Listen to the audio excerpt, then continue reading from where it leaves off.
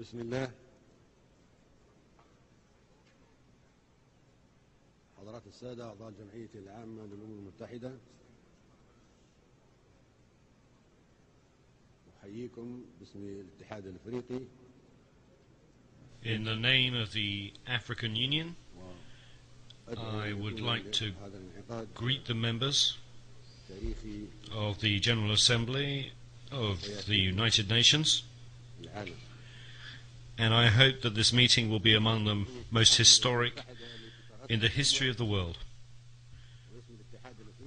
In the name of the General Assembly, at its 64th session, presided over by Libya of the African Union, of 1,000 traditional African kingdoms, and in my own name,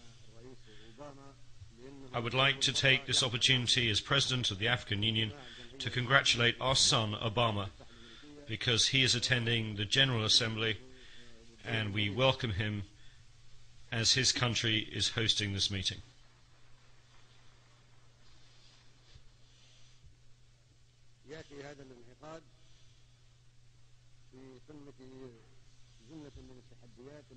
This session is taking place in the midst of so many challenges facing us, and the whole world should come together and unite its efforts to defeat the challenges that are our principal common enemy.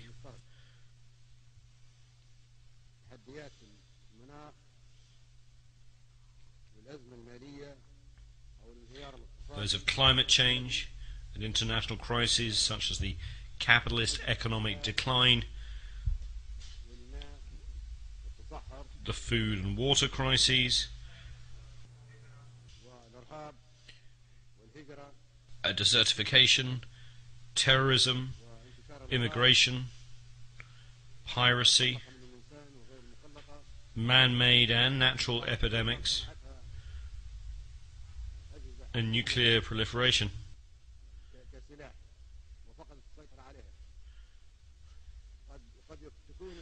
Perhaps influenza H1N1 was a virus created in a laboratory that got out of control, originally being meant as a military weapon.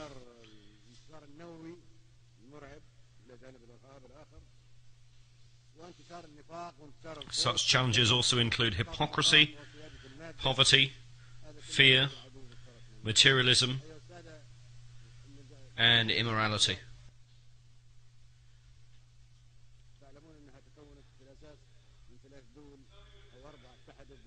As is known, the United Nations was founded by 3 or 4 countries against Germany at the time. The United Nations was formed by the nations that joined together against Germany in the Second World War.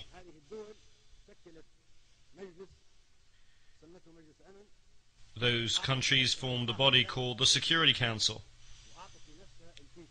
made its own countries permanent members, and granted them the power of veto. We were not present at that time. The United Nations was shaped in line with those 3 countries and wanted us to step into the shoes originally designed against Germany.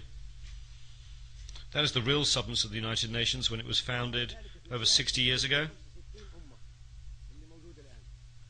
That happened in the absence of some 165 countries,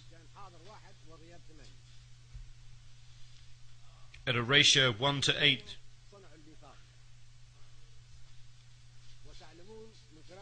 That is, 1 was present and 8 were absent. They created the Charter, of which I have a copy. If one reads the Charter of the United Nations, one finds that the preamble of the Charter differs from its articles. How did it come into existence? All those who attended the San Francisco conference in 1945 participated in creating the preamble, but they left the articles and internal rules of the procedures of the so-called Security Council to experts, specialists, and interested countries which were those countries that had established the Security Council and united against Germany. The preamble is very appealing and no one objects to it, but all the provisions that follow it completely contradict the preamble. We reject such provisions and we will never uphold them. They ended with the Second World War.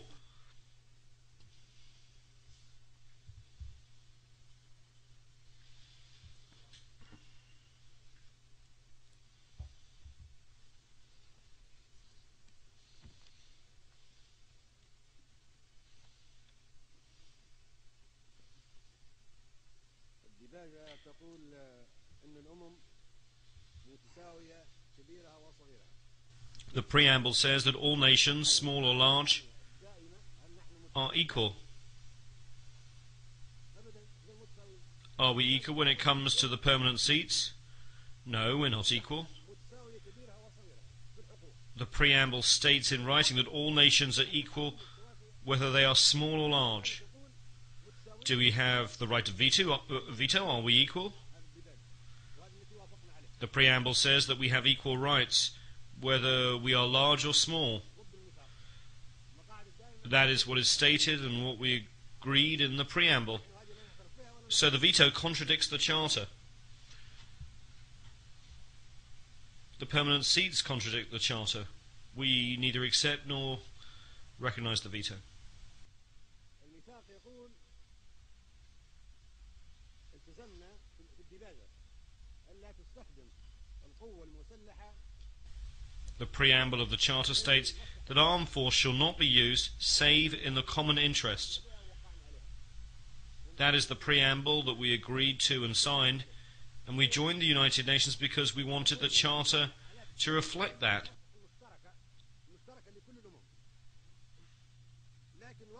It says that armed force shall only be used in the common interest of all nations. But what has happened since then? 65 wars have broken out since the establishment of the United Nations and the Security Council. 65 since their creation, with the millions more victims than the Second World War. Are those wars and the aggression and force that we used in those 65 wars in the common interest of us all? No. They were in the interest of 1 or 3 or 4 countries, but not of all nations.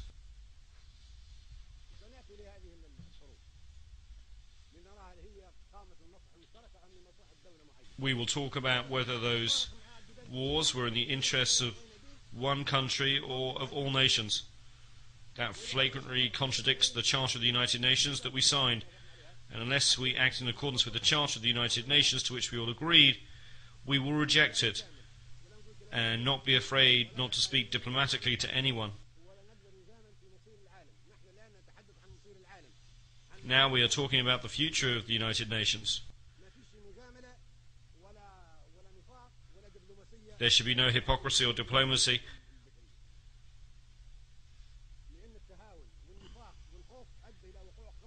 because it concerns the important and vital issue of the future of the world. It was hypocrisy that brought about 65 wars since the establishment of the United Nations.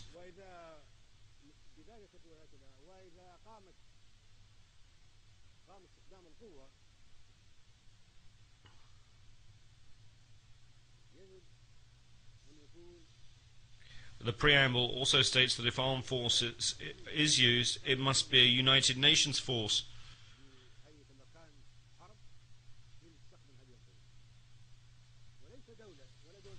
Thus military intervention by the United Nations with the joint agreement of the United Nations, not 1 or 2 or 3 countries using armed force.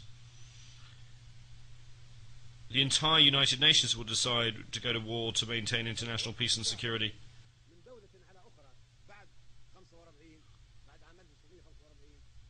Since the establishment of the United Nations in 1945, if there's an act of aggression by one country against another, the entire United Nations should deter and stop that act.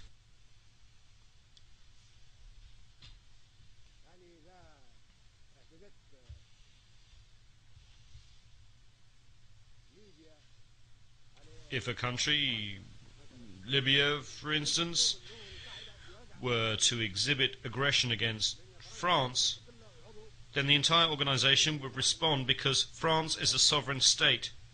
member of the United Nations, and we all share the collective responsibility to protect the sovereignty of all nations. However, 65 aggressive wars have taken place without any United Nations action to prevent them.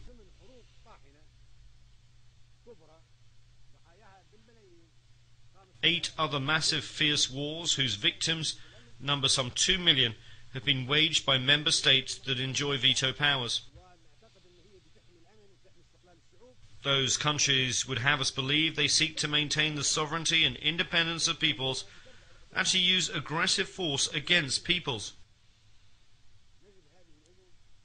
While we would like to believe that these countries want to work for peace and security in the world and protect peoples, they have instead resorted to aggressive wars and hostile behavior, enjoying the veto they granted themselves as permanent members of the Security Council. They have initiated wars that have claimed millions of victims.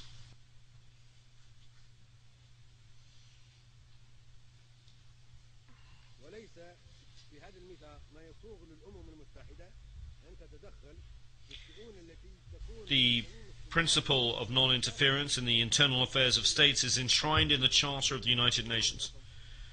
No country, therefore, has the right to interfere in the affairs of any government, be it democratic or dictatorial.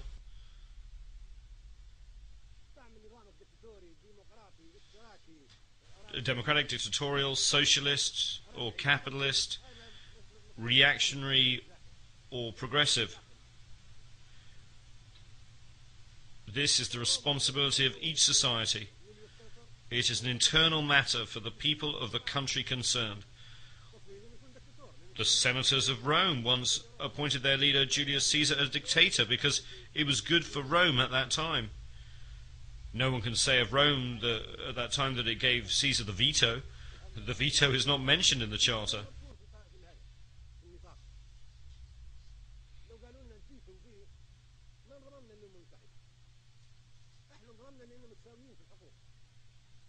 We joined the United Nations because we thought we were equals, only to find that one country can object to all the decisions we make. Who gave the permanent members their status in the Security Council? 4 of them granted this status to themselves. The only country that we in this assembly elected to a permanent member status in the Security Council is China. This was done democratically. But the other seats were imposed upon us in an undemocratically through a dictatorial procedure carried out against our will, and we should not accept it.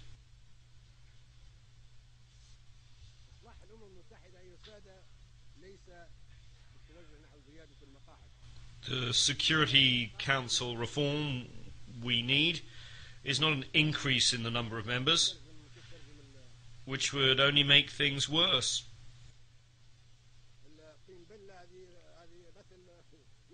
To use a common expression, if you add more water, you get more mud. It would add insult to injury.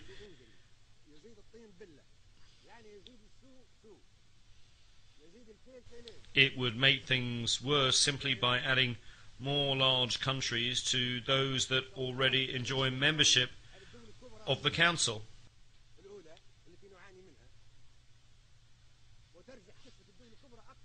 It would merely perpetuate the proliferation of superpowers.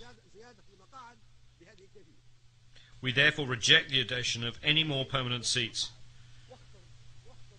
The solution is not to have more permanent seats, which would be very dangerous. Adding more superpowers would crush the peoples of small, vulnerable, and third world countries, which are coming together in what has been called the Group of 100. 100 small countries banding together in a forum that one member has called the Forum of Small States.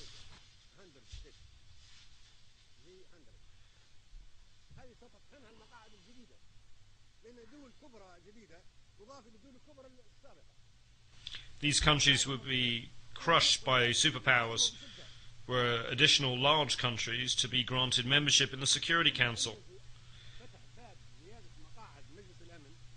This door must be closed. We reject it strongly and categorically.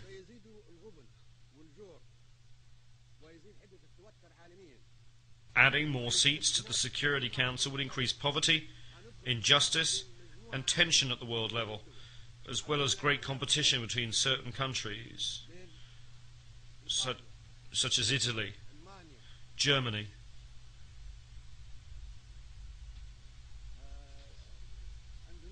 Indonesia, India, Pakistan, the Philippines, Japan,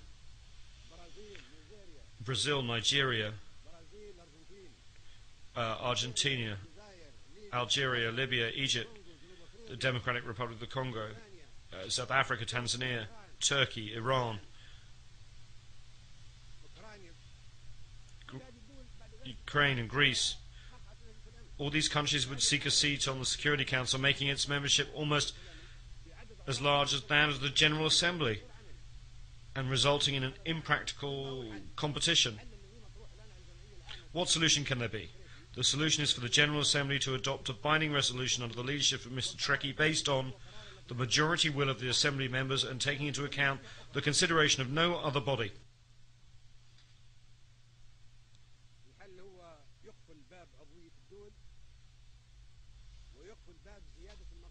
The solution is to close Security Council memberships to the admission of further states. This item is on the agenda of the General Assembly during the present session presided over by Mr. Trekkie. Membership through unions and the transference of mandates should supersede other proposals.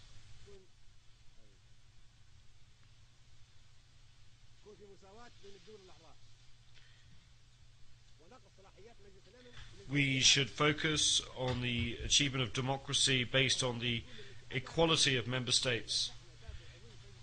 There should be equality among member states and the powers and mandates of the Security Council, and it should be transferred to the General Assembly. Membership should be for unions, not for states. Increasing the number of member states would give the right to all countries to a seat, in accordance with the spirit of the preamble of the Charter. No country could deny a seat to the Council to Italy, for instance, if a seat was given to Germany. For the sake of argument, Italy might say that Germany was an aggressive country and was defeated in the Second World War.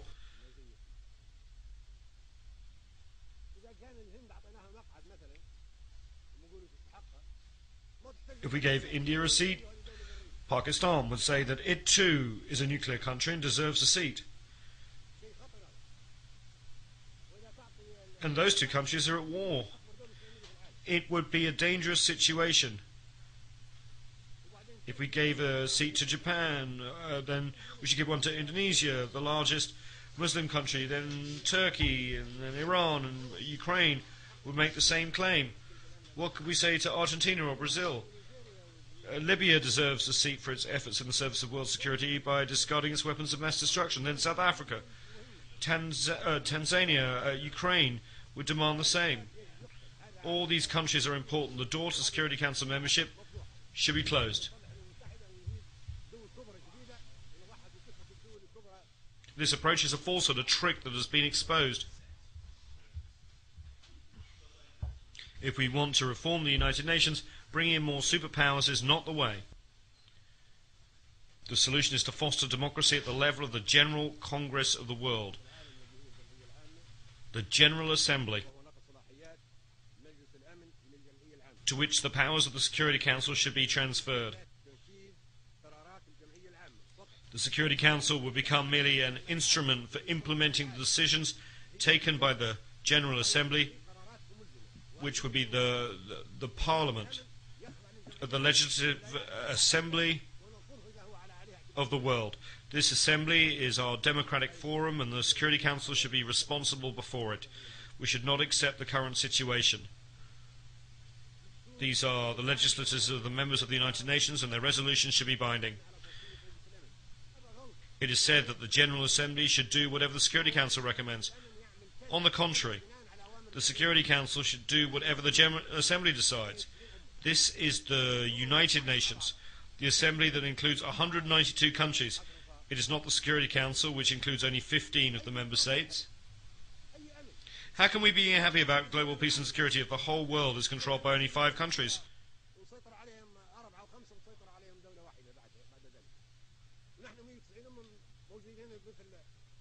We are 192 nations and countries, and we are like Speaker's Corner in London's Hyde Park.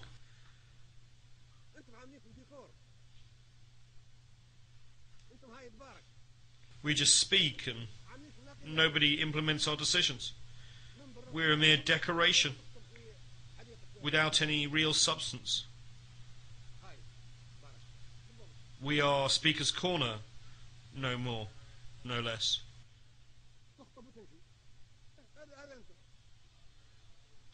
We just make speeches and then disappear. This is who you are right now.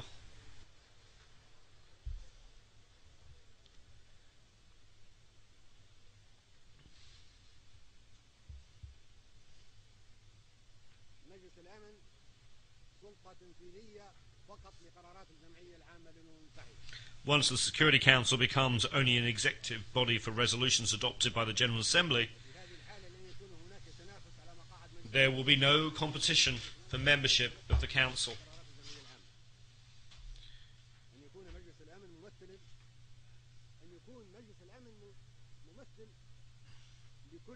Once the Security Council becomes a tool to implement General Assembly resolutions, there will be no need for any competition. The Security Council should quite simply represent all nations in accordance with the proposals submitted to the General Assembly. There would be permanent seats on the Security Council for all unions and groups of countries.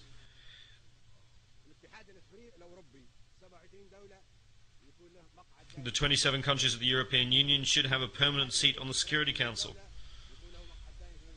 The countries of the African Union should have a permanent seat on the Security Council. The Latin American and ASEAN countries should have permanent seats.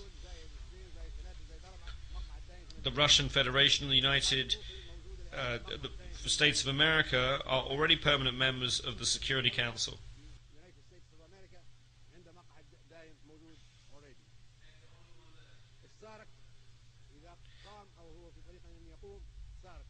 The Southern African Development Community, SADC, once it's fully established, should have a permanent seat. The 22 countries of the Arab League should have a permanent seat. The 57 countries of the Islamic Conference should have a permanent seat. The 118 countries of the non-aligned movement should have a permanent seat.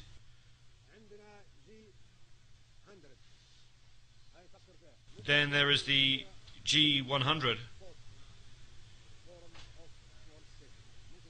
Perhaps the small countries should also have a permanent seat.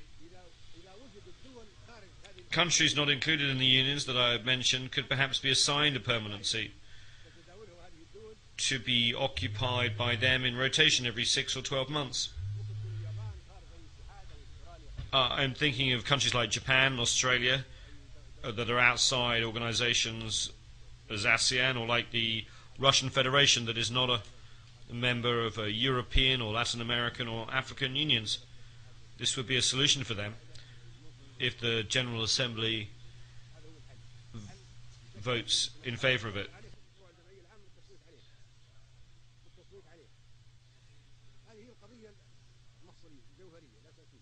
The issue is a vitally important one. As has already been mentioned, the General Assembly is the Congress and Parliament of the world, the leader of the world. We are the nations, and anyone outside this General Assembly will not be recognized. The President of the Assembly, Mr. Ali Abdul Salam Treki, and Secretary General Ban Ki-moon will produce a legal draft and set up the necessary committees to submit this proposal to a vote. That from now on, the Security Council will be made up of unions of nations. In this way we will have justice and democracy, and we will no longer have a Security Council consisting of countries which have been chosen because they have nuclear weapons, large economies, or advanced technology. That is terrorism.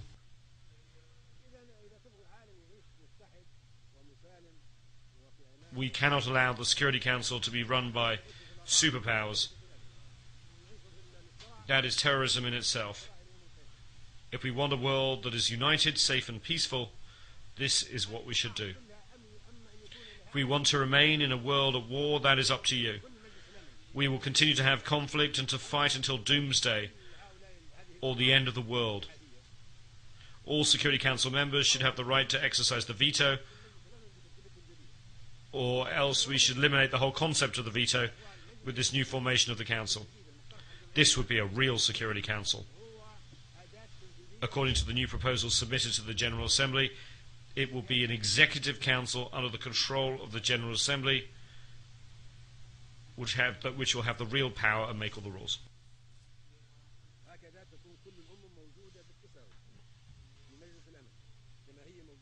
In this way, all countries will be on an equal footing in the Security Council, just as they are in the General Assembly. In the General Assembly, we are all treated equally when it comes to membership and voting. It should be the same in the Security Council.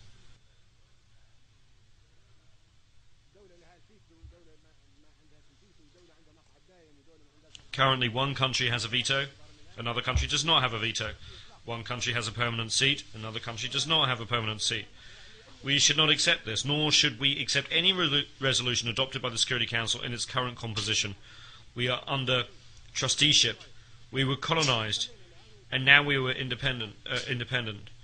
We are here today to decide the future of the world in a democratic way that will maintain the peace and security of all nations, large and small, as equals. Otherwise, it is terrorism. For terrorism is not just Al-Qaeda, but can also take other forms. We should be guided by the majority of the votes in the General Assembly alone. If the General Assembly takes the decision by voting, then its wishes should be obeyed and its decision should be enforced. No one is above the General Assembly. Anyone who says he is above the Assembly should leave the United Nations and be on his own.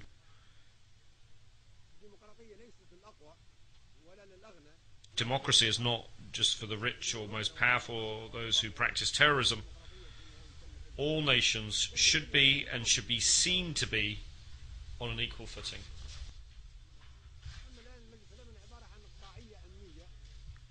At present, the Security Council is security feudalism, political feudalism, for those with permanent seats, protected by them and used against us. It should be called not the Security Council, but the Terror Council.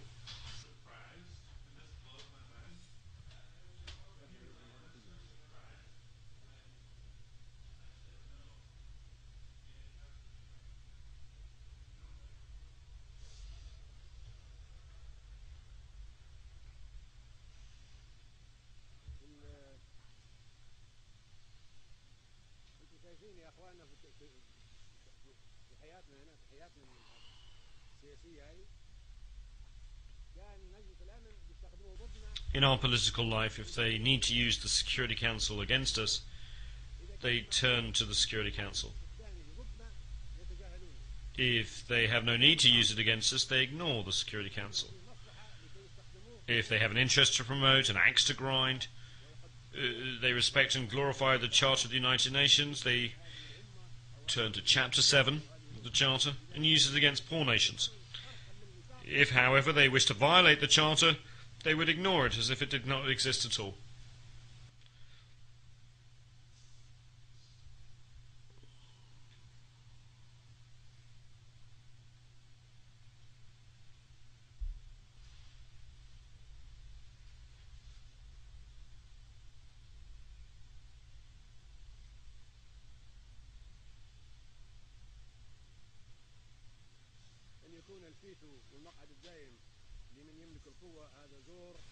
If the veto of the permanent members of the Security Council is given to those who have the power, this is injustice and terrorism and should not be tolerated by us.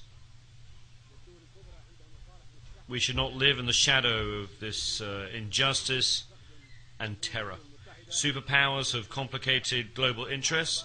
They use the veto to protect those interests.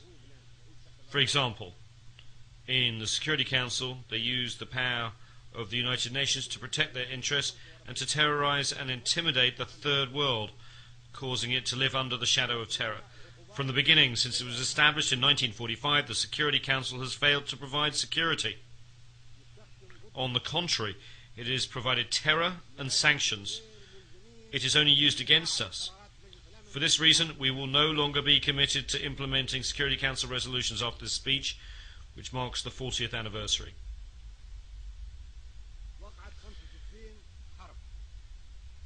65 wars have broken out, either fighting among small countries or wars of aggression waged against us by superpowers.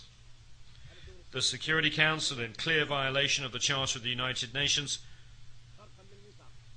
failed to take action to stop these wars or acts of aggression against small nations and peoples. The General Assembly will vote on a number of historic proposals. Either we act as one, or we will fragment. If each nation were to have its own version of the General Assembly, the Security Council and the various instruments and each will have to have an equal footing. The powers that currently fill the permanent seats would be confined to use of their own sovereign bodies, whether they be 3 or 4 of them, and would have to exercise their rights against themselves. This is of no concern to us. If they want to keep their permanent seats, that's fine. Permanent seats will be of no concern to us. We shall never submit to their control or to their exercise of the veto that was given to them. We are not so foolish as to give up the right of veto to the superpowers to use so they can treat us as second-class citizens and outcast nations. It's not we who decided that those countries are the superpowers and respected nations with the power to act on behalf of 192 countries.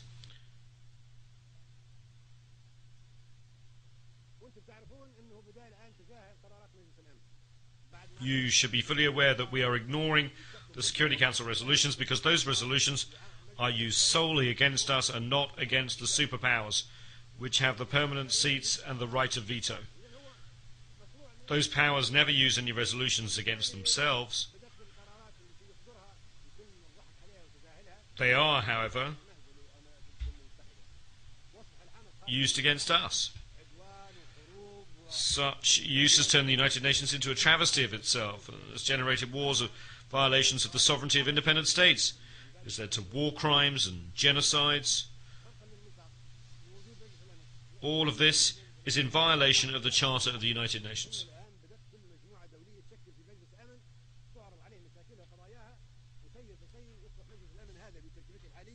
Since no one pays attention to the Security Council of the United Nations, each country and community has established its own Security Council, and the Security Council here has become isolated.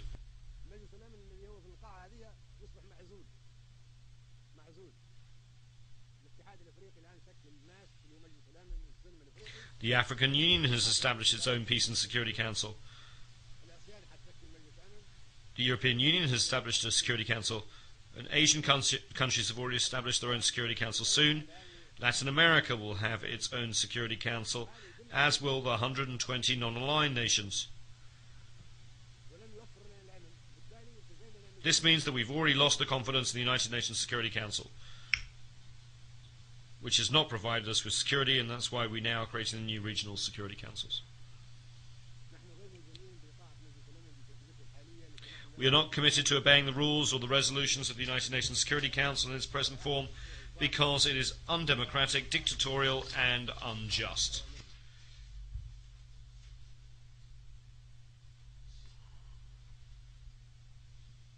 No one can force us to join the Security Council or to obey or comply with the resolutions or orders given by the Security Council in its present composition. Furthermore, there is no respect for the United Nations and no regard for the General Assembly, which is actually the true United Nations, but whose resolutions are non-binding. The decisions of the International Court of Justice, the international judicial body, take aim only at small countries and third world nations. Powerful countries escape the notice of the court, or, if judicial decisions are taken against these powerful countries, they are not enforced.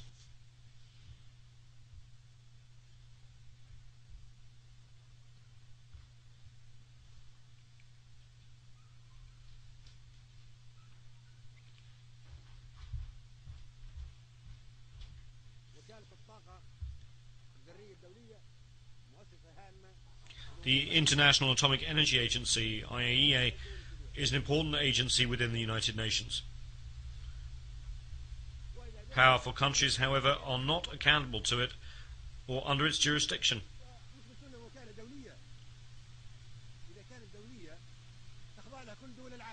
We have discovered that the IAEA is only used against us. We are told that it's an international organization, but if that's the case, then all the countries of the world should be under its jurisdiction. If it's not truly international, then right after this speech, we should no longer accept it and should close it down. Mr. Trekkie, in his capacity as President of the General Assembly, should talk to the Director General of the IAEA, Mr. Al-Baradei, and should ask him if he is prepared to verify nuclear energy storage in all countries and inspect all suspected increases. If he says yes, then we accept the agency's jurisdiction. But if he says that he cannot go into certain countries that have nuclear power and he does not have any jurisdiction over them, then we should close the agency down and not submit to its jurisdiction. For your information, I called Mr. El-Baradei when we had the problem of the Libyan nuclear bomb. I called Mr. El-Baradei and asked him if the agreements by the superpowers to reduce nuclear supplies were subject to agency control and under inspection, and whether he was aware of any increases in their activity. He told me that he was not in a position to ask the superpowers to be inspected. So is the agency only inspecting us? If so, it does not qualify as an international organization since it is selective, just like the Security Council and the International Court of Justice. This is not equitable, nor is the United Nations. We totally reject this situation.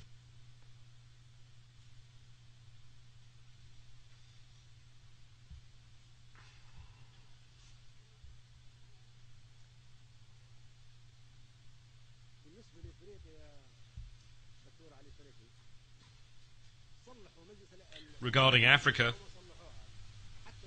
Mr. President, whether the United Nations is reformed or not, and even before a vote is taken on any proposals of a historic nature, Africa should be given a permanent seat on the Security Council now, having already waited too long.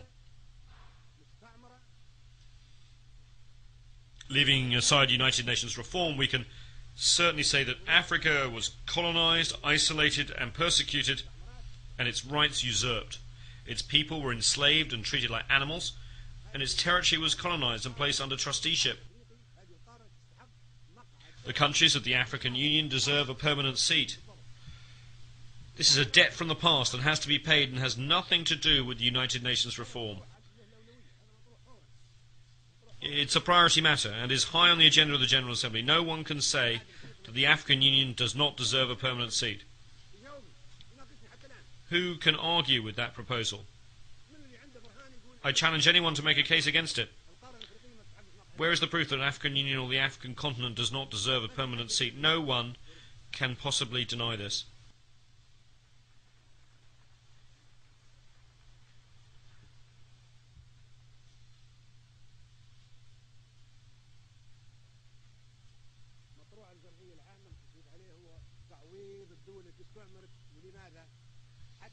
Another matter that should be voted on in the General Assembly is that of compensation for countries that were colonized so as to prevent the colonization of a continent, the usurpation of its rights and the pillaging of its wealth from happening again.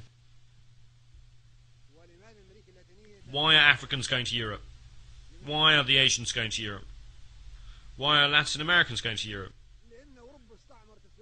It is because Europe colonized those peoples and stole the material and human resources of Africa, Asia and Latin America, the oil, the minerals, the uranium, the gold, the diamonds, the fruit, the vegetables, the livestock and the people, and use them.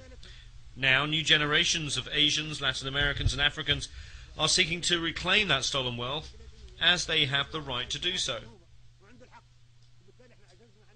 At the Libyan border, I recently stopped 1,000 African migrants headed for Europe. I asked them why were they going there. They told me it was to take back their stolen wealth, that they would not be leaving otherwise. Who can restore the wealth that was taken from us? If you decide to restore all this wealth, there will be no more immigration from the Philippines, Latin America, Mauritius, and India. Let us have the wealth that was stolen from us. Africa deserves $777 trillion in compensation from countries that colonized it.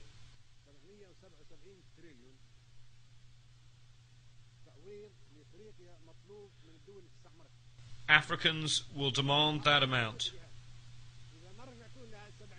If you do not give it to them, they will go to where you have taken those trillions of dollars. They have the right to do so. They have to follow that money and bring it back again. Why is there no Libyan immigration to Italy, even though Libya is so close by? Italy owed compensation to the Libyan people. It accepted the fact and signed an agreement with Libya, which is adopted by both the Italian and the Libyan parliaments. Italy admitted that its colonization of Libya was wrong and should never be repeated, and promised not to attack the Libyan people by land, air or sea. Italy also agreed to provide Libya with $250 million a year in compensation over the next 20 years, and to build a hospital for the Libyans maimed as a result of the mines planted in Libyan territory during the Second World War.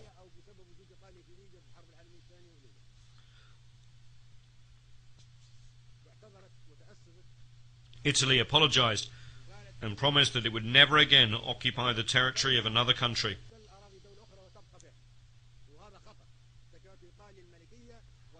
Italy, which was a kingdom during the fascist regime, has made rich contributions to civilization,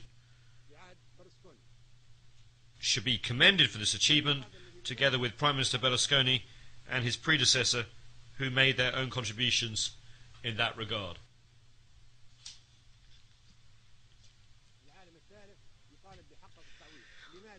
Why is this third world demanding compensation? So that there will be no more colonization, so that large and powerful countries will not colonize, knowing that they will have to pay compensation. Colonization should be punished. The countries that harmed other peoples during the colonial era should pay compensation for the damage and suffering inflicted under their colonial rule.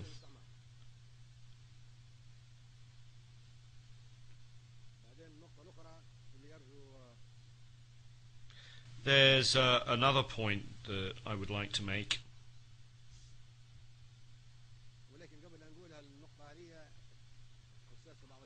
However, before doing so, and addressing a somewhat sensitive issue,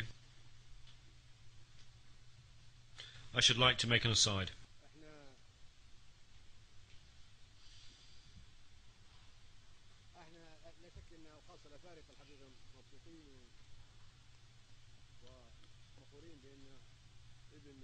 We Africans are happy and proud indeed. The son of Africa is now President of the United States of America. That is a historic event. Now, in a country where blacks once could not mingle with whites, in cafes or restaurants, or sit next to them on a bus, the American people have elected as their president a young black man, Mr. Obama, of Kenyan heritage. That is a wonderful thing, and we are proud. It marks the beginning of a change. However, as far as I am concerned, Obama is a temporary relief for the next 4 or 8 years. I am afraid that we may then go back to square one. No one can guarantee how America will be governed after Obama.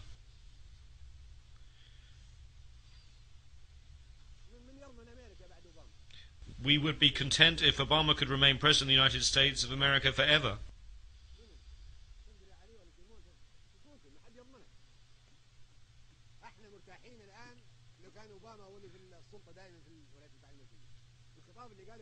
The statement that he just made shows that it's completely different from any American president that we have seen.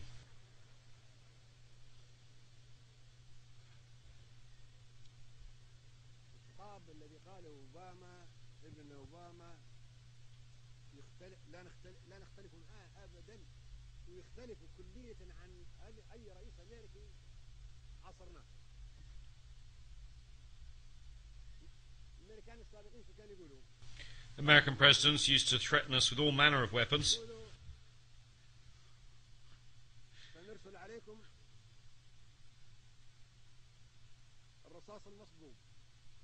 saying that they would send us Desert Storm, grapes of wrath, rolling thunder, and poisonous roses for Libyan children.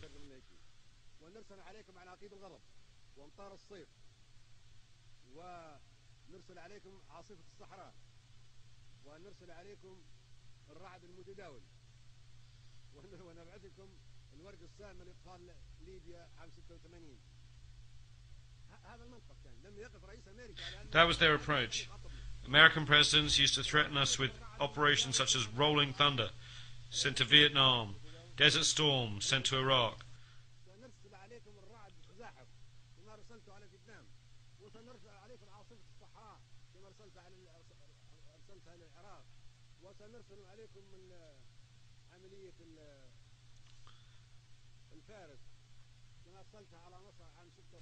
Musketeer sent to Egypt in 1956, even though America opposed it.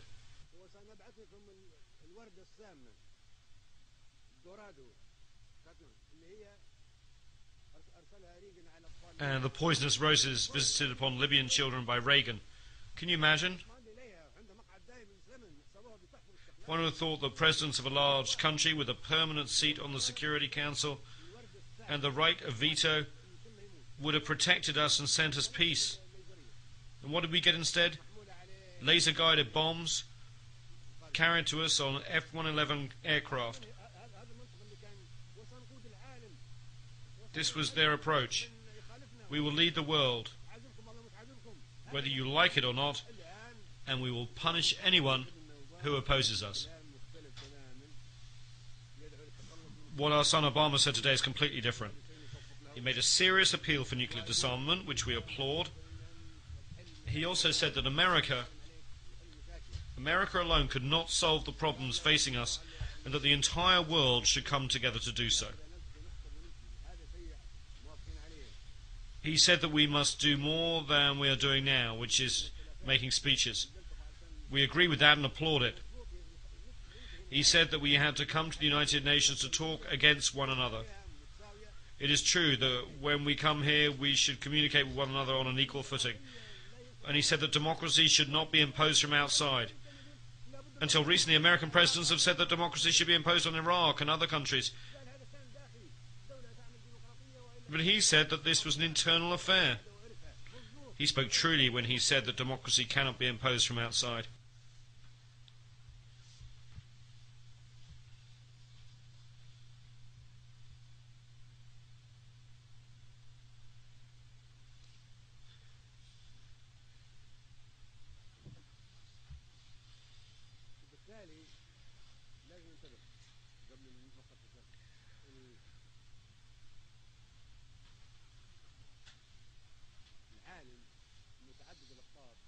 So we have to be cautious. Before I make these sensitive remarks, I note that the whole world has so many polarities. Listen, should we have a world of so many polarities? Can we not have nations on an equal footing? Let's have an answer. Does anyone have an answer as to whether it's better to have a world of so many polarities?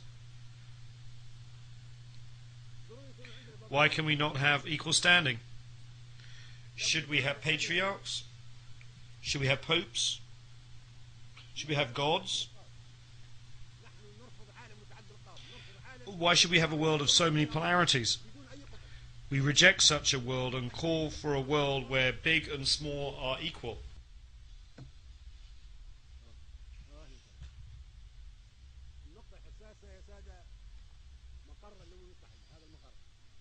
The other sensitive point is the headquarters of the United Nations. Can I have your attention, please?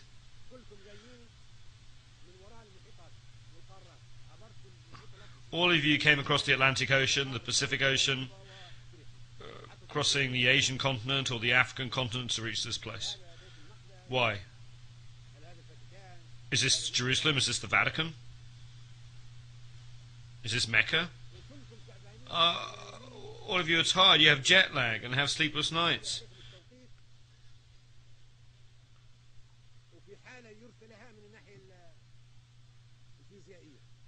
You're very tired, very low physically.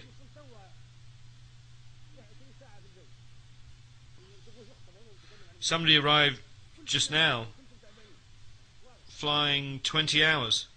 Then we wanted to make a speech and talk about this. All of you are asleep. All of you are tired. It is clear that all of you are lacking energy because of having to make such a long journey. Why do we do that?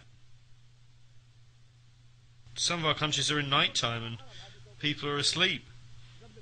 Now you should be asleep because your biological clock, your biological mind is accustomed to being asleep at this time. I wake up at 4 o'clock New York time before dawn because in Libya it's 11 in the morning. When I wake up at 11 it's supposed to be daytime. At 4 o'clock I am awake. Why? Think about it. If this was decided in 1945, should we still retain it? Why can we not think about a place that's in the middle, that is comfortable? Another important point is that America, the host country, bears the expenses and looks after the headquarters and diplomatic missions and looks after the peace and security of the heads of state who come here. They are very strict. They spend a lot of money. New York and all of America being very tight.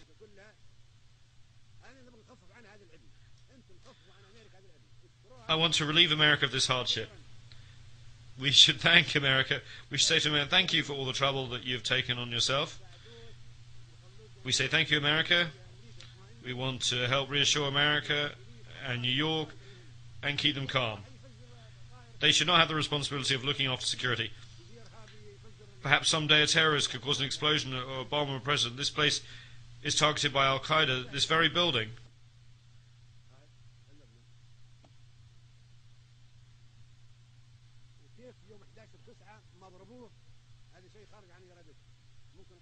Why was it not hit on September 11th? It was beyond their power. The next target would be this place.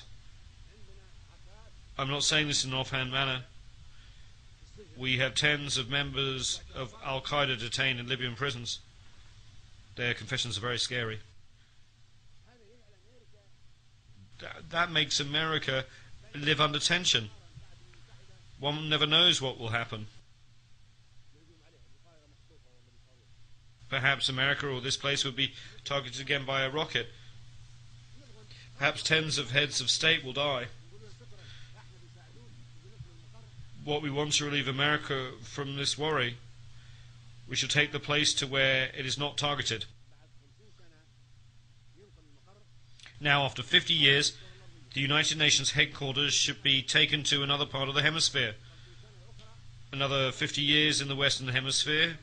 For the next 50 years, it should be in the Eastern Hemisphere or in the Middle Hemisphere by rotation. Now, with 64 years, we have an extra 14 years over the 50, so the headquarters should be moved to somewhere else. This is not an insult to America, it's a service to America. We should thank America. This was possible in 1945, and we should not accept it now, of course. this should be put on the vote of the General Assembly.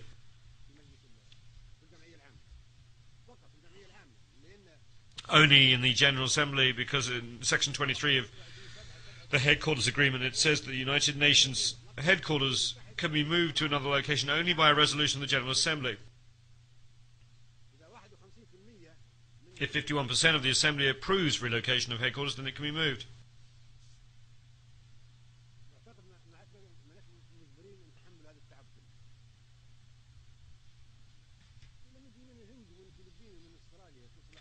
America has the right to make its security tight because it's targeted by terrorists and by Al-Qaeda.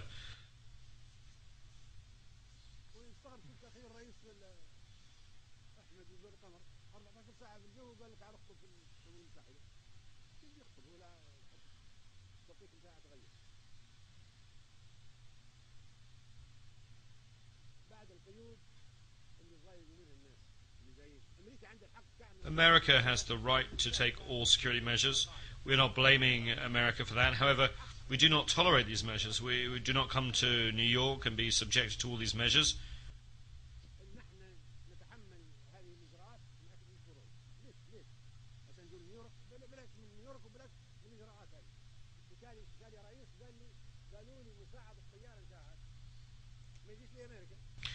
One president told me that he was told that his co-pilot could not come to America because there were restrictions. He asked how could he cross the Atlantic without a co-pilot? Why? He doesn't know how to come here. Another president complained that his honor guard could not come because there was some misunderstanding regarding his name when it came to granting a visa. Another president said his own doctor could not get a visa and could not come to America.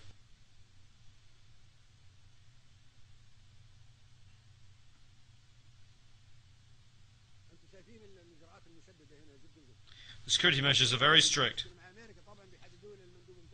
If a country has any problems with America, they will set up restrictions on the movement of member delegations, as if one is in Guantanamo.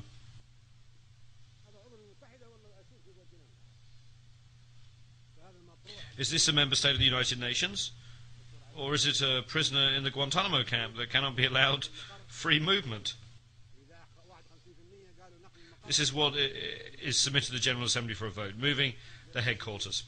If 51% agree, then we come to the second vote, to the middle of the globe or the eastern part. If we say we move the headquarters to the middle of the hemisphere, why don't we move it to Sirte or Vienna? One can come even without a visa. Once you come as president, Libya is a secure country. We are not going to restrict you to 100 or 500 meters. Libya has no hostile actions against anybody, and I think the same holds true of Vienna.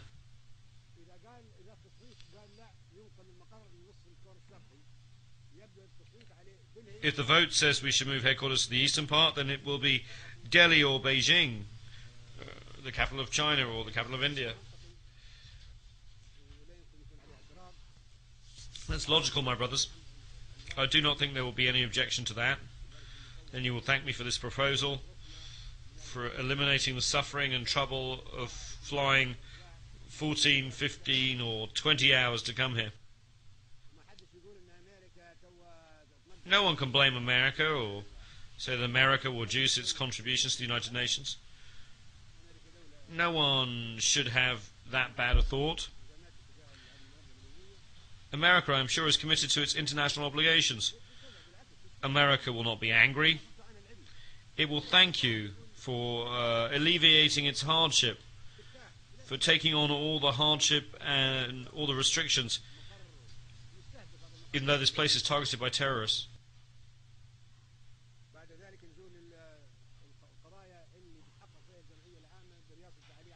We come now to the issues that will be considered by the General Assembly.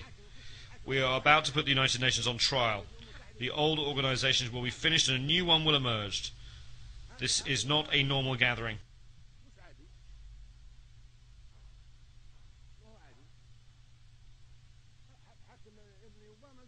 Even son Obama said that this is not a normal gathering. It is a historic meeting. The wars that took place after the establishment of the United Nations, why did they occur? Where was the Security Council? Where was the Charter? Where was the United Nations? There should be investigations and judicial intervention. Why have there been massacres? We can start with the Korean War because it took place after the establishment of the United Nations.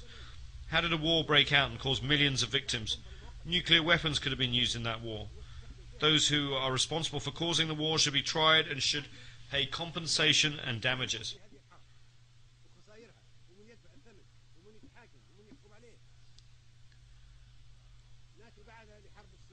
Then we come to the Suez Canal War of 1956. That file should be opened wide. 3 countries with permanent seats on the Security Council and with the right of veto in the Council attacked a member state of this General Assembly. A country that was a sovereign state, Egypt, was attacked. Its army was destroyed. Thousands of Egyptians were killed and many Egyptian towns and entities were destroyed, all because Egypt wanted to nationalise the Suez Canal. How could such a thing have happened during an era of United Nations and the Charter? How is it possible to guarantee that such a thing will not be repeated unless we make amends for past wrongs? Those were dangerous events, and the Suez Canal and Korean War files should be reopened. Next we come to the Vietnam War. There were 3 million victims of that war.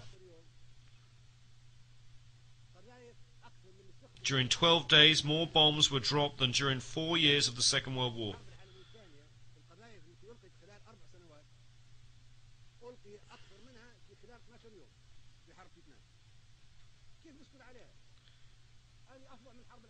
It was a fiercer war, and it took place after the establishment of the United Nations and after we had decided that there would be no more wars.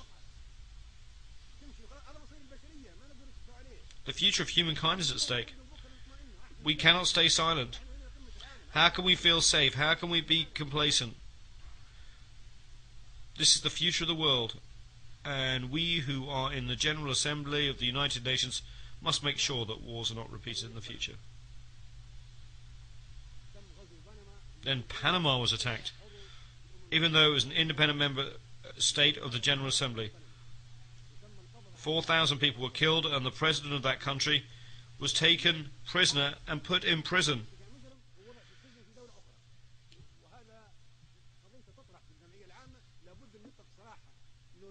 Noriega should be released. We should open that file. How can we entitle a country that is a United Nations member state to wage war against another country, capture its president, treat him as a criminal and put him in prison? Who would accept that?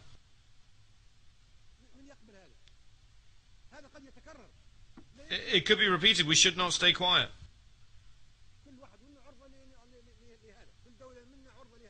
We should have an investigation. Any one of us member states could face the same situation, especially if such aggression is by a member state with a permanent seat on the Security Council and with responsibility to maintain peace and security worldwide. Then there is the war in Grenada. The country was invaded even though it was a member state. It was attacked by 5,000 warships, 7,000 troops and dozens of military aircraft. It's the smallest country in the world. This occurred after the establishment of the United Nations, of the Security Council and its veto, and the President of Grenada, Mr. Maurice Bishop, was assassinated. How could that have happened with impunity? It's a tragedy. How can we guarantee that the United Nations is good or not, that a certain country is good or not? Can we be safe or happy about the future or not? Can we trust the Security Council or not? Can we trust the United Nations or not? We must look into and investigate the bombing of Somalia. Somalia is a United Nations member state. It's an independent country under the rule of IDID. We want an investigation. Why did that happen? Who allowed it to happen? Who gave the green light for that country to be attacked? Then there's former Yugoslavia. No country was as peaceful as Yugoslavia, constructed step by step and piece by piece after being destroyed by Hitler.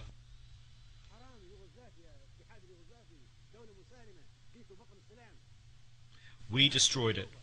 as if we were doing the same job as Hitler. Tito built that peaceful country step by step, brick by brick, and then we arrived and broke it apart from imperialistic and personal interests. How can we be complacent about that? Why can we not be satisfied? If a peaceful country like Yugoslavia faced such a tragedy, the General Assembly should have an investigation and should decide who should be tried before the International Criminal Court. Then we have war in Iraq, the mother of all evils.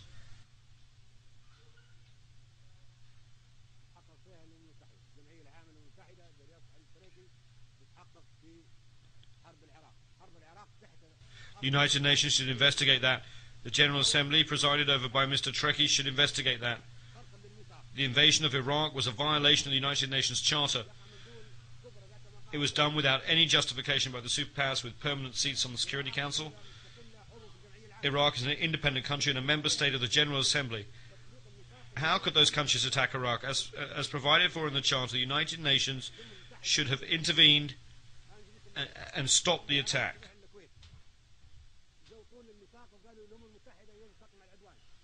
We spoke in the General Assembly and urged it to use the Charter to stop that attack. We were against the invasion of Kuwait, and the Arab countries fought Iraq alongside foreign countries in name of the United Nations Charter.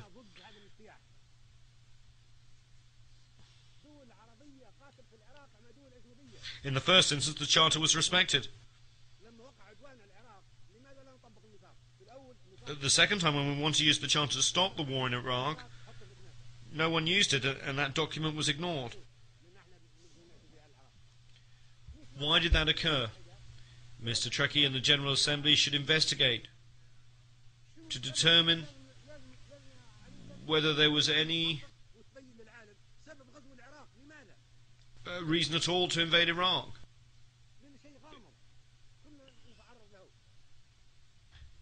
Because the reasons for that attack remain mysterious and ambiguous, and we might face the same destiny.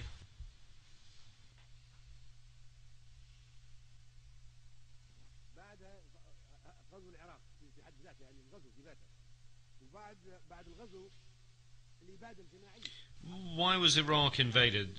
The invasion itself was a serious violation of the United Nations Charter, and it was wrong. There was also a total massacre or genocide. More than 1.5 million Iraqis were killed. We want to bring the Iraqi file before the International Criminal Court, and we want those who committed mass murder against the Iraqi people to be tried. It's not easy for Charles Taylor to be tried, or Bashir to be tried, or for Noriega to be tried. It's all easy for them.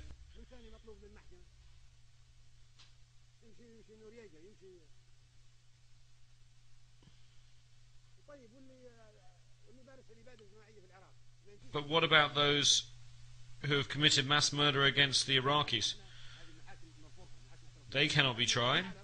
They cannot go before the ICC. If the court is unable to accommodate us, then we should not accept it. Either it is meant for all of us, large or small, or we should not accept it and should reject it. Anyone who commits a war crime can be tried. But we are not livestock or animals like those that are slaughtered for the Eid. We have the right to live, and we are ready to fight to defend ourselves.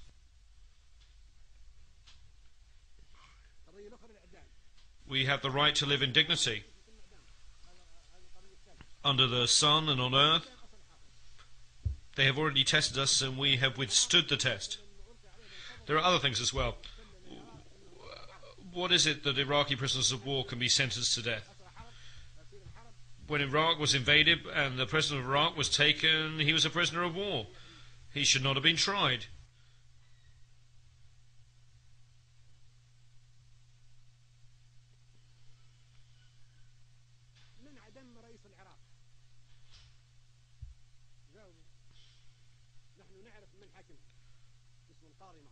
He should not have been hanged. When the war was over, he should have been released.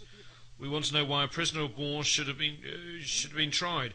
Who sentenced the president of Iraq to death? Is there an answer to that question? We know the identity of a judge who tried him, and those who tied the noose around the president's neck on the day of sacrifice and hanged him. Those people wore masks. How could this have happened in a civilized world? They were prisoners of war of civilized country under international law. How could government ministers and a head of state be sentenced to death and hanged? Were those who tried them lawyers or members of a judicial system? Do you know what people are saying? They are saying that the faces behind the masks were those of the President of the United States and the Prime Minister of the United Kingdom. And it was they who put the President of Iraq to death.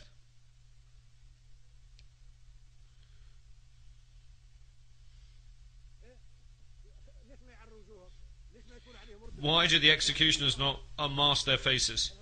Why do we not know their ranks? Why do we not know whether they were officers, judges, soldiers or doctors? How does it come to the President, the state member of the United Nations, was sentenced to death and killed? We do not know the identity of the executioners. The United Nations is duty-bound to answer these questions. Who carried out the death sentence? They must have legal status and official responsibilities. We should know their identities, and we should know about the presence of a physician and the nature of all the legal proceedings. That would be true for an ordinary citizen, let alone for the president of a state member of the United Nations who was put to death in this manner.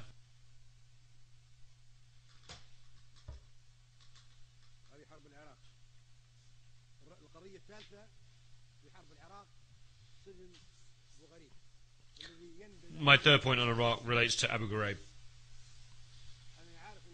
This was a disgrace to humankind.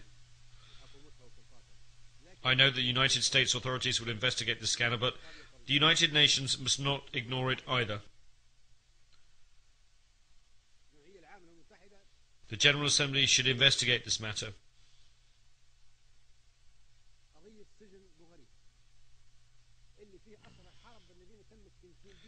Prisoners of war held in Abu Ghraib prison were tortured. Dogs were set on them. Men were raped. This is the unprecedented in the history of war. It was sodomy, and it was an unprecedented sin, never before committed by past aggressors or invaders. Prisoners of war are soldiers, but these were raped in prison by a state, a permanent member of the Security Council. This goes against civilization and humankind.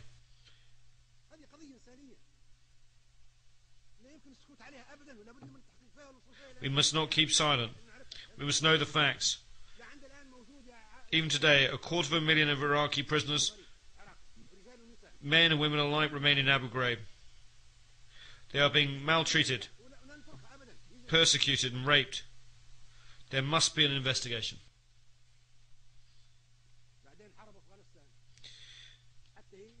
Turning to the war in Afghanistan, this too must be investigated.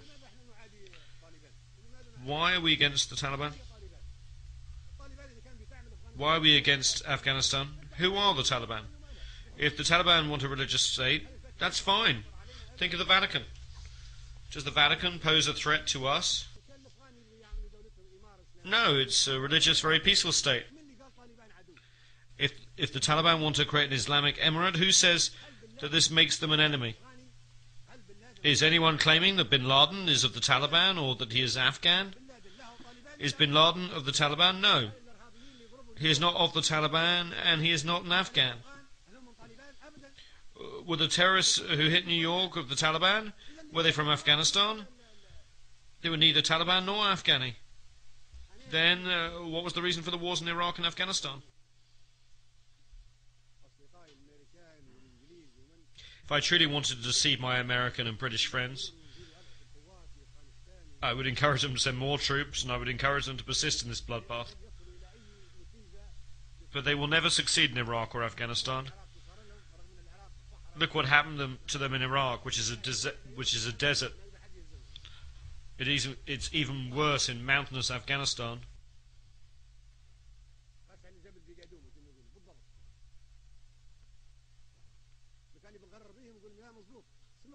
If I wanted to deceive them, I would tell them to continue the wars in Iraq and Afghanistan.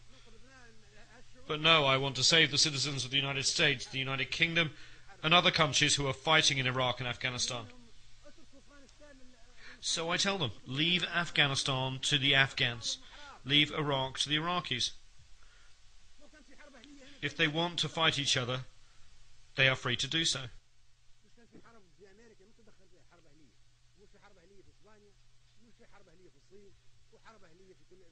America had its civil war, and no one interfered in it. There were civil wars in Spain, China, and countries all over the world. No place on earth has been free of civil wars. Let there be a civil war in Iraq. If the Iraqis want to have a civil war and fight each other, that's fine. Who says that if the Taliban form a government, they would possess intercontinental missiles of the kind of airplanes that hit New York?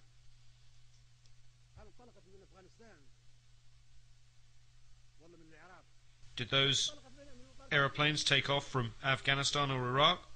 No, they took off from American airports. So why is Afghanistan being struck? The terrorists were not Afghans or Taliban or Iraqis. Why are we silent? We must never be war devils. Anyone who does not speak the truth is a silent devil. We are committed to international peace and security. We do not wish to scorn or ridicule humankind. We want to save humanity.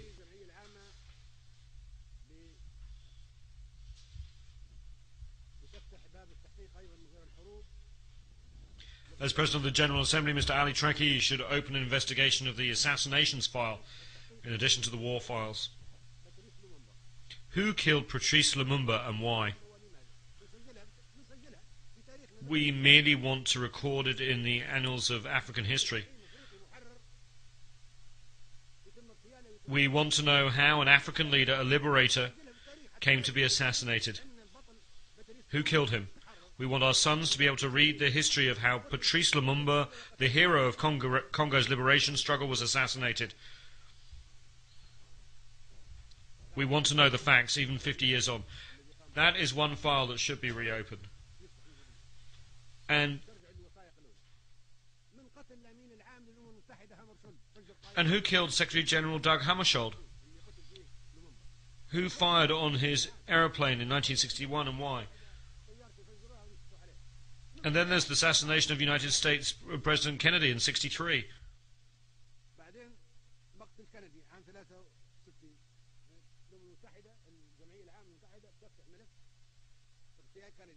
We want to know who killed him and why. There was someone called Lee Harvey Oswald, who was then killed by one Jack Ruby.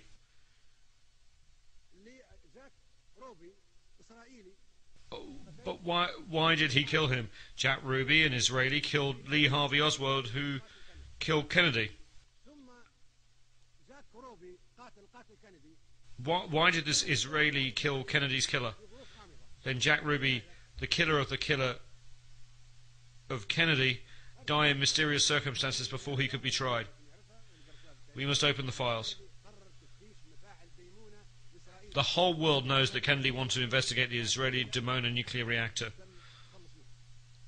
This involves international peace and security and weapons of mass destruction. That is why we should open this file.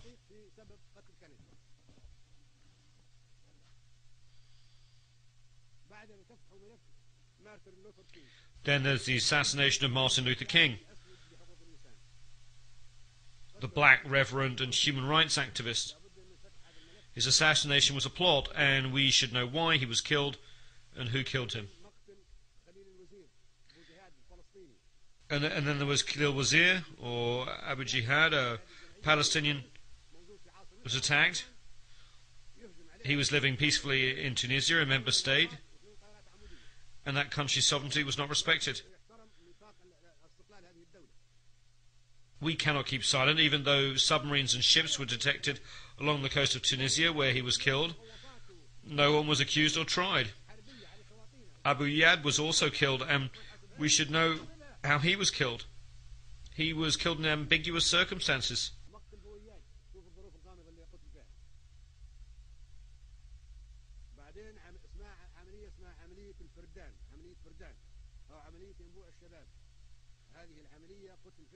In Operation Spring of Youth, Kamal Nasser, a poet, Kamal Adwan and Abu Yusuf al-Najjar, 3 Palestinians, were killed in Lebanon, a country that is free, a sovereign state, member of the General Assembly. They were attacked and killed while sleeping peacefully.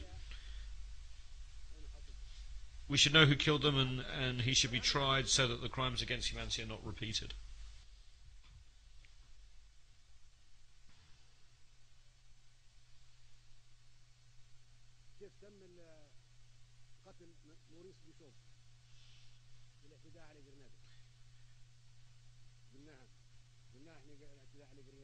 We've already talked about the size of the force used in the invasion of Grenada. 7,000 troops, 15 battleships, dozens of bombers.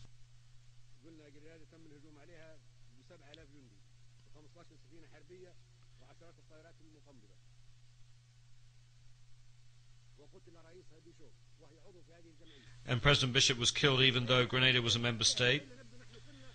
Those are crimes, and we cannot keep silent. Otherwise we will look like sacrificial beasts.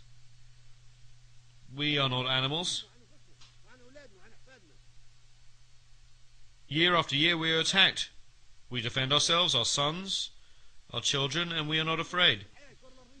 We have the right to live, and the earth is not destined for violence, but for us all. We can never live on this earth in such humiliation. So those are the wars.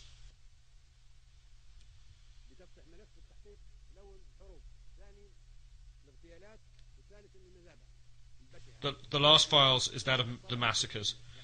In the Sabra and Shatila massacre, 3,000 people were killed. That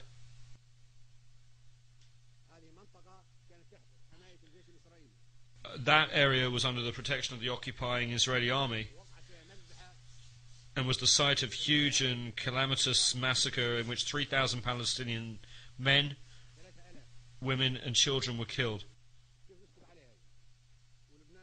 How can we keep quiet? Lebanon is a sovereign state. A member of the General Assembly was occupied. Sabra and Shatila were under Israeli control, and then the massacre took place. And then there was the 2008 massacre in Gaza. There were 1,000 women and 2,200 children among the victims killed in the massacre in Gaza in 2008.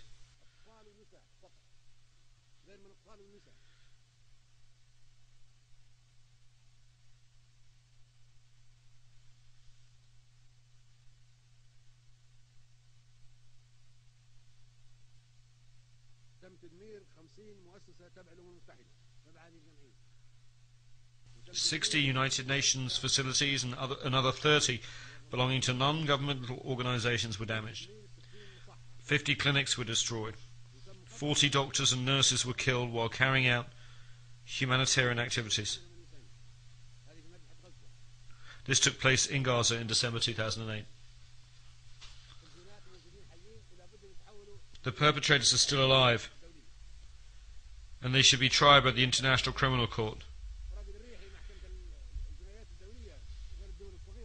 Should we try only the underdogs, the weak and the poor of the third world countries, and not important and protected figures?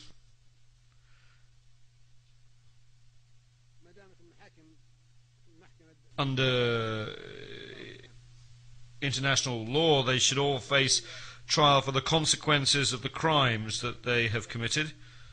Otherwise, the role of the ICC would never be recognized. If the decisions of the ICC are not respected or implemented, if the General Assembly and the Security Council mean nothing, and if the International Atomic Energy Agency serves only certain countries and organizations, then what is the United Nations?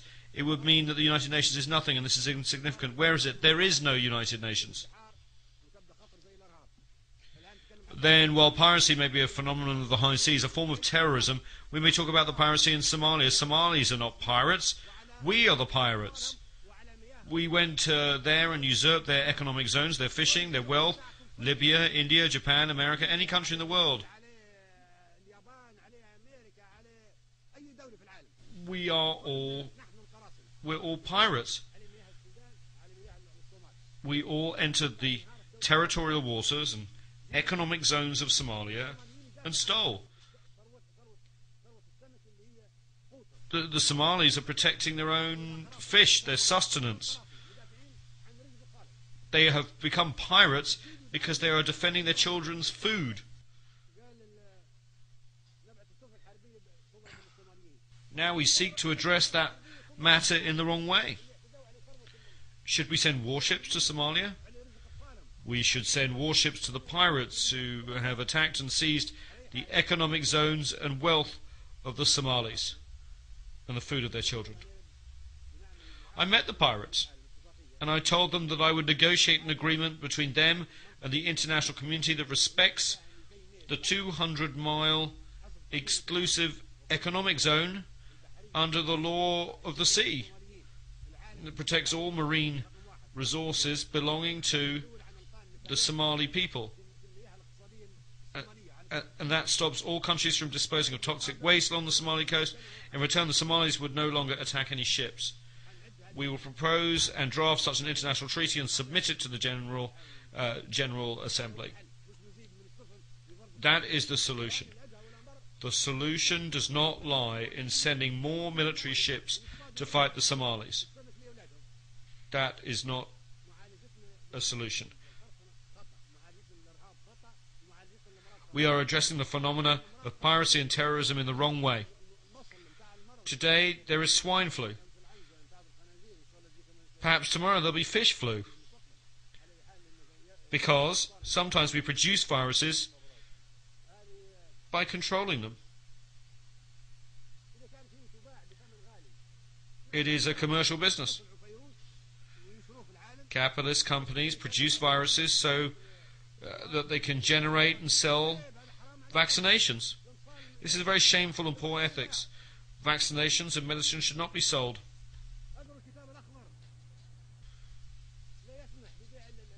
In the Green Book, I maintain that medicines should not be sold or subject to commercialization. Medicines should be free of charge and vaccinations given free to children. But capitalist companies produce the viruses and vaccinations and want to make a profit. Why are they not free of charge? We should give them free of charge, not sell them.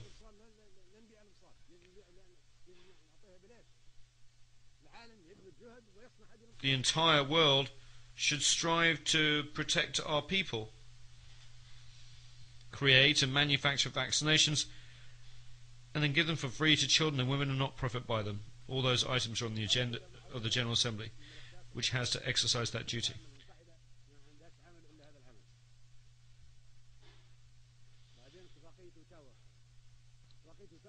The Ottawa Convention on Landmines forbids the production of landmines. That is wrong. Landmines are defensive weapons. If I place them along the border of my country and someone wants to invade me, they may be killed. That's all right, because they're invading me. The convention should be reconsidered. I'm not taking that defensive weapon to another country.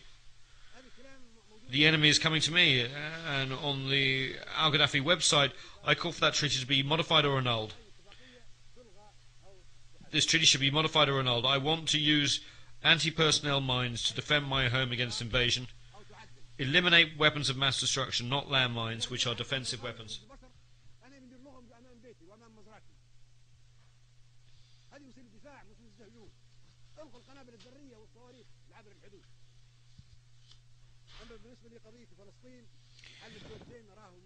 With regard to the Palestinian situation, the two-state solution is impossible.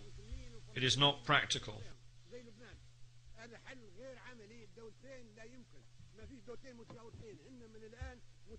Currently, these two states completely overlap.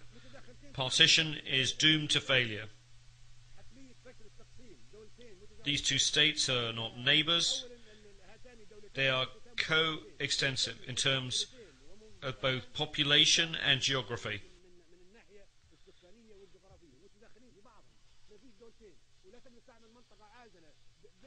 A buffer zone cannot be created between the two states.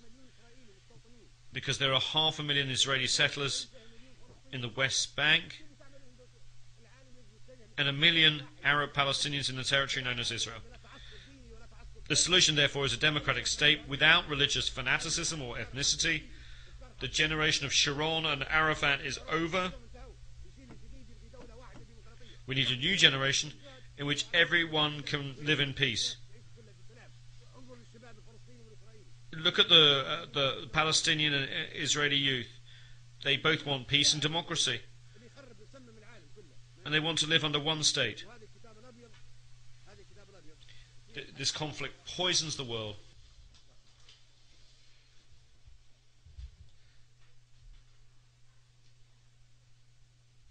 The white book actually has the solution. I hold it here. The solution is retained. Arabs should have no hostility or animosity towards Israel. We are cousins of the same race. We want to live in peace. The refugees should go back. You are the ones who brought the Holocaust upon the Jews. You, not we, are the ones who burned them. We gave them refuge. We gave them safe haven during the Roman era and the Arab reign in Andalusia and during the rule of Hitler. You are the ones who poisoned them. You are the ones who annihilated them. We provided them with protection. You expelled them.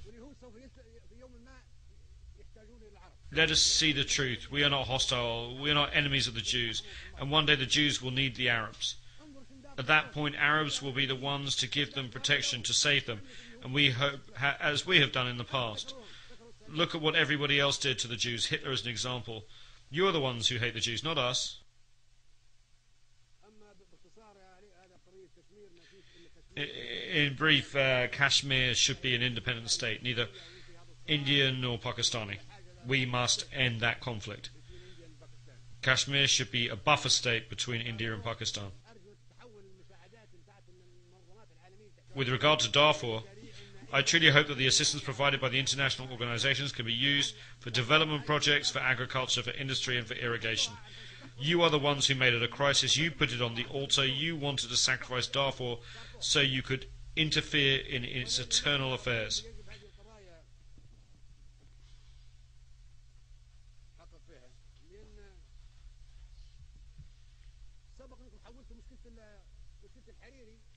You've turned the Hariri problem into a United Nations problem.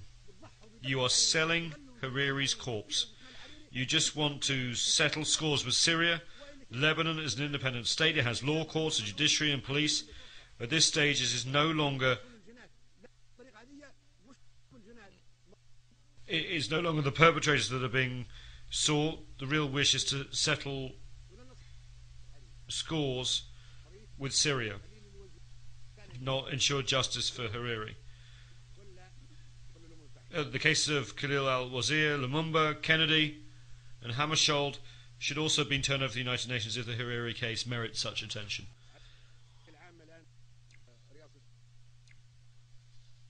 The General Assembly is now under the presidency of Libya. This is our right.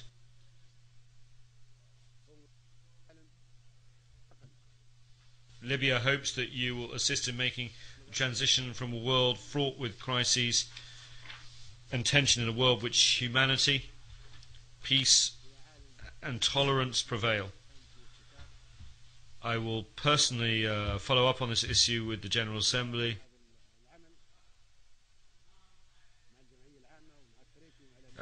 General Assembly and President Trekkie and the Secretary General.